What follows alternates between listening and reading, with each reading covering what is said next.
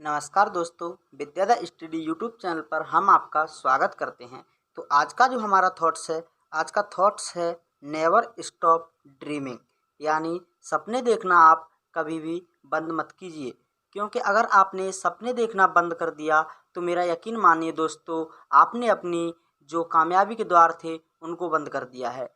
क्योंकि दोस्तों, जब तक आप सपने नहीं देखोगे तब तक आप किसी काम के लिए मोटिवेट नहीं होगे।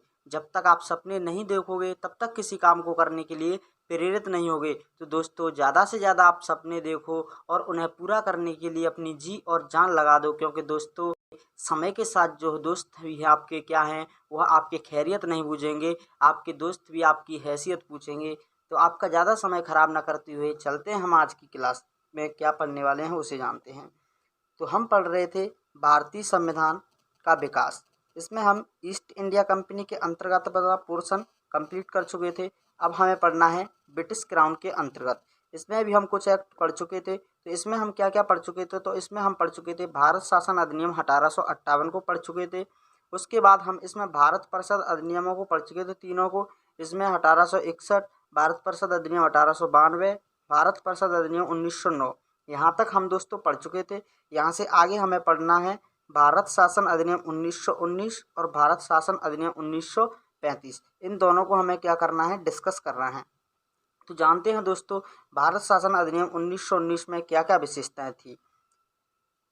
तो यह जो दोनों अधिनियम हैं महत्वपूर्ण क्यों हो जाते हैं, यह जो दोनों अधिनियम महत्वपूर्ण क्यों हो जाते हैं, तो यह महत्वपूर्ण हो जाते हैं क्योंकि इसे MPPSC प्री की यूनिट नंबर 6 पॉइंट में सीधे सीधे मेंशन कर दिया गया है। और इन दोनों एक्टों को वहाँ पर क्या किया गया है, वहाँ पर दिया गया है। दोस्तों, यह जो दोनों एक्ट हैं यह बहुत ही महत्वपूर्ण हो जाते हैं इस कारण से। पहले दोस्तों, जो हमारा सिलेबस था उसमें सभी एक्टों को क्या किया जाता था, शामिल किया जाता था। लेकिन अब 2020 का जो नया सिलेबस है उसमें केवल और केवल इन दोनों एक्टों को ही रखा गया है।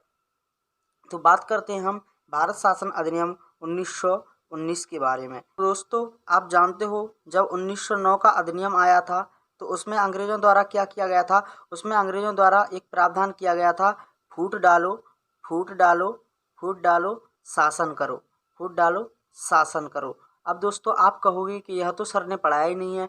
हमने दोस्तों इसे कंप्लीट कराया है। फूट डालो शासन करो की नीति क्या थी, तो यही था, मुस्लिम लोग जो थे उनके लिए क्या किया था, पृथक निर्वाचन की व्यवस्था की थी। तो उन्होंने हिंदू और मुस्लिमों के बीच क्या डाल दी थी, यहाँ पर फूट डाल दी थी हिंदू और मुस्लिमों के बीच। और इसका परिणाम दोस्तों क्या हुआ, आज का जो पाकिस्तान है इसी अधिनियम की क्या है, देन है। और इसमें क्या प्रावधान किया गया था, आज का जो पाकिस्तान है इसी अधिनियम की देन है।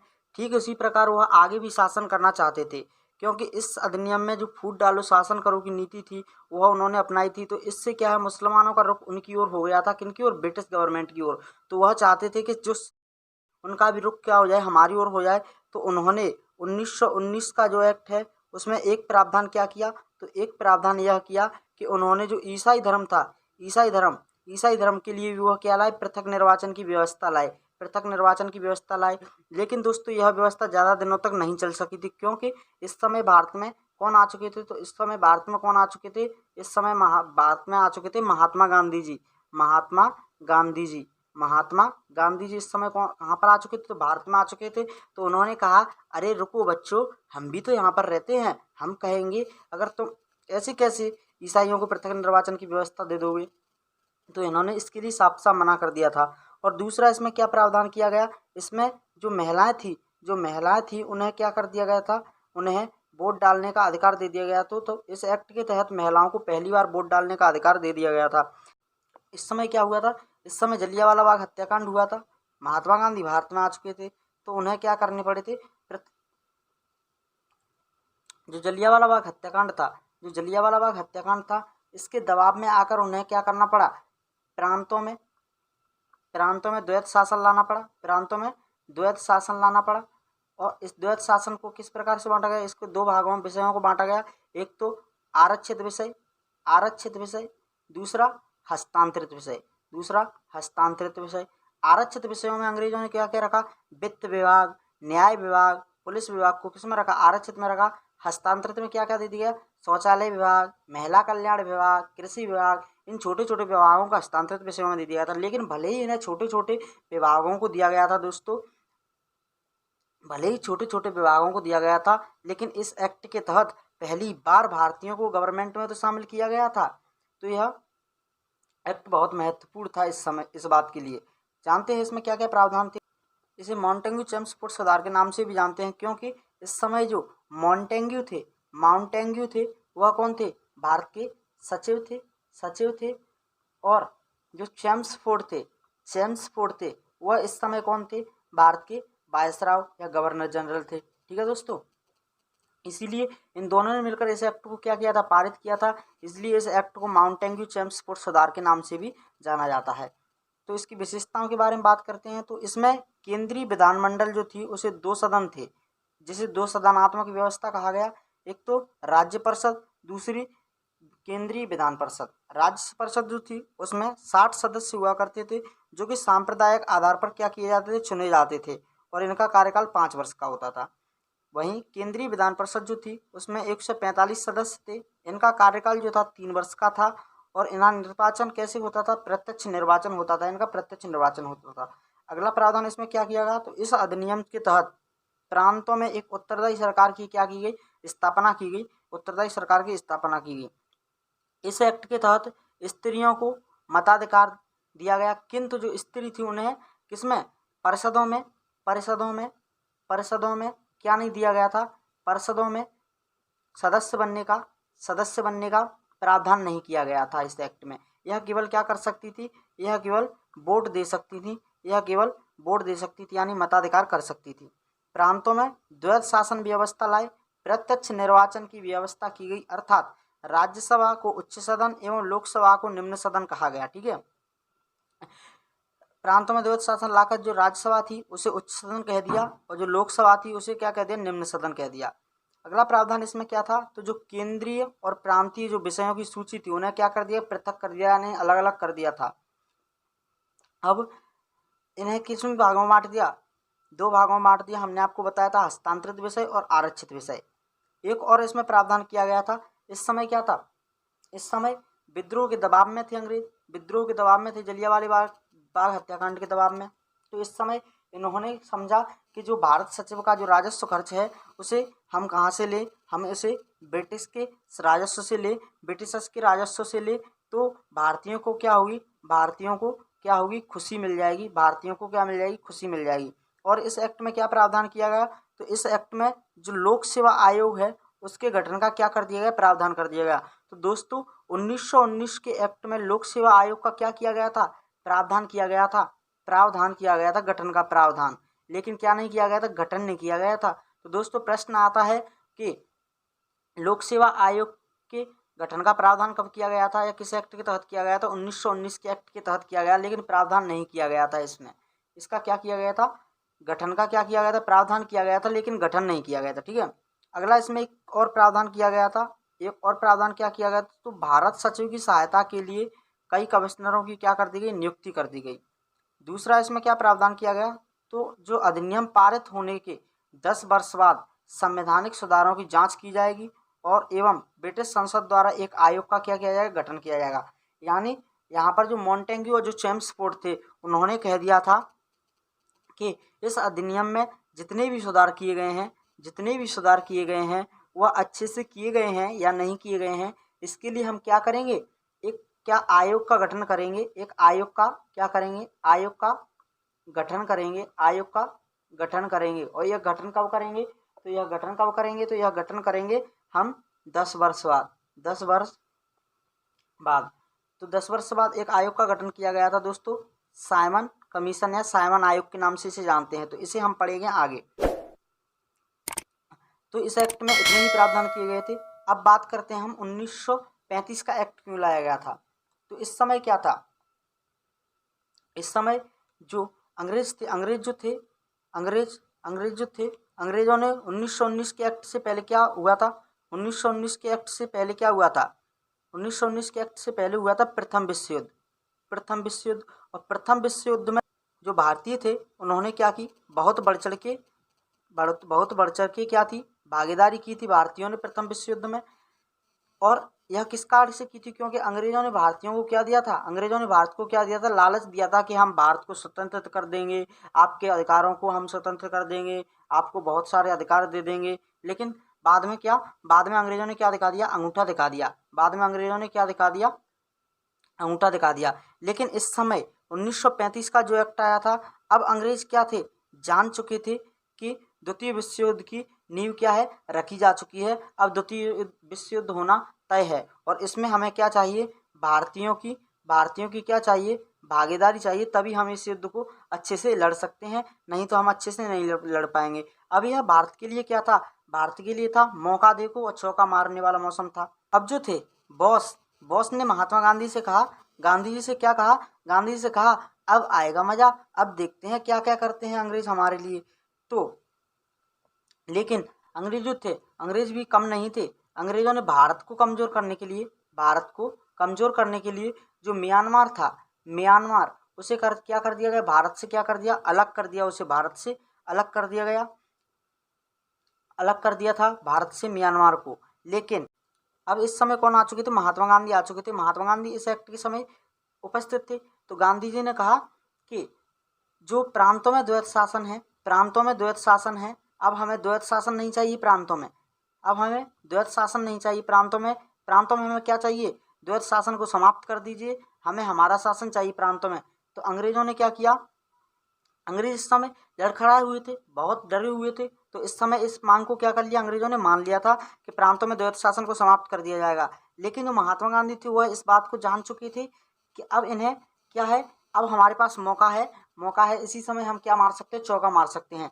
तो महात्मा गांधी जी ने कहा हमें केवल और केवल प्रांतों में ही शासन नहीं चाहिए, प्रांतों में ही शासन नहीं चाहिए, हमें जो केंद्र है, केंद्र है, केंद्र है, उसमें भी क्या चाहिए, उसमें द्वैत शासन चाहिए, हमें उसमें केंद्र में क्या चाहिए, द्वैत शासन चाहिए। तो दोस्तों प्रांतों में इस एक्ट के तहत द्वैत शासन को क्या कर दिया, समाप्त कर दिया गया और केंद्र में द्वैत शासन को इस एक्ट के तहत लागू किया गया था और इसमें हस्तांतरित विषय एवं आरक्षित विषयों को रखा गया। तो अब क्या था दोस्तों, लगभग 50% जो आज़ादी थी वह तो हमें इसी एक्ट के तहत मिल गई थी, क्योंकि अब हमें प्रांतों में तो हमारा शासन करने का अधिकार मिल ही गया था, जो केंद्र था उसमें भी हमें क्या मिल गई थी, आधी हिस्सेदारी मिल गई थी, यानी हस्तांतरित विषयों पर हमें अधिकार मिल चुके थे। तभी तभी जो कौन थे, अटल बिहारी वाजपेयी जी कहते हैं कि हमारे लिए भी तो इस एक्ट में कुछ प्रावधान होने चाहिए, हमारे लिए भी तो इस एक्ट में कुछ प्रावधान होने चाहिए।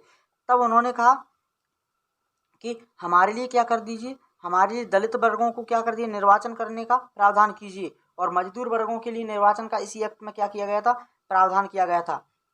गांधी जी क्या थे, गांधी जी बहुत चालाक थे। तो गांधी जी ने कहा कि एक और इसमें प्रावधान करना होगा। आप ये बताइए कि आपने जो 1919 का एक्ट था उसमें क्या किया गया था, लोक सेवा आयोग, लोक सेवा आयोग, लोक सेवा आयोग के गठन का आपने क्या किया था, प्रावधान किया था। लेकिन गठन तो किया ही नहीं है, उस गठन को कीजिए, उस गठन को कीजिए। तो दोस्तों इतने सब प्रावधानों को लाने के लिए इस एक्ट को क्या किया गया था, 1935 के एक्ट को लाया गया था। तो जान लेते हैं इस एक्ट की विशेषताएं क्या क्या थी। तो विशेषताओं के बारे में बात करते हैं। तो यह जो अधिनियम था पूर्ण उत्तरदायी सरकार के गठन के लिए एक मील का पत्थर साबित हुआ था, क्योंकि यह इतना लंबा और विस्तृत अधिनियम था कि इसमें 321 क्या थी, 321 धाराएं थी, 321 धाराएं थी। यहीं इसमें 10 क्या थी, 10 अनुसूचियां भी थी, 10 अनुसूचियां भी थी। ठीक है दोस्तों, तो यह बहुत ही विशाल क्या था, अधिनियम था। इस एक्ट में क्या क्या प्रावधान किए गए, तो इस एक्ट में प्रावधान किए गए तो जो प्रांतों में द्वैत शासन था उसे क्या कर दिया गया था, समाप्त कर दिया गया था और प्रांतों में उत्तरदायी सरकार की स्थापना कर दी गई थी इस एक्ट के तहत। जो केंद्र था उसमें द्वैत शासन प्रणाली का क्या हुआ था, प्रारंभ हुआ था और हस्तांतरित एवं आरक्षित विषयों में संघीय विषयों को 2 भागों में बांट दिया गया। इसमें अगला प्रावधान क्या किया गया, तो इसमें सांप्रदायिक प्रतिनिधित्व का विस्तार किया गया। दलित जातियों एवं महिलाओं मजदूर वर्ग के लिए क्या कर दिया गया, निर्वाचन की व्यवस्था कर दी गई। इसी एक्ट के तहत एक और प्रावधान किया गया था, इस एक्ट के तहत एक और प्रावधान क्या किया गया था, जो 11 राज्य थे, 11 राज्य थे उनमें से 6 राज्यों में क्या कर दी, द्विसदनीय व्यवस्था का प्रारंभ कर दिया गया। यह 6 राज्य कौन से थे, तो बंगाल, बम्बई, बिहार और संयुक्त प्रांत, असम, यह सब में क्या कर दिए गए थे, द्वैत शासन व्यवस्था मतलब द्वैसदनात्मक व्यवस्था का क्या कर दिया गया, प्रारंभ कर दिया गया था। अगला इसमें एक और प्रावधान किया गया था, लोक सेवा आयोग का इसमें क्या कर दिया गया था, गठन कर दिया गया था।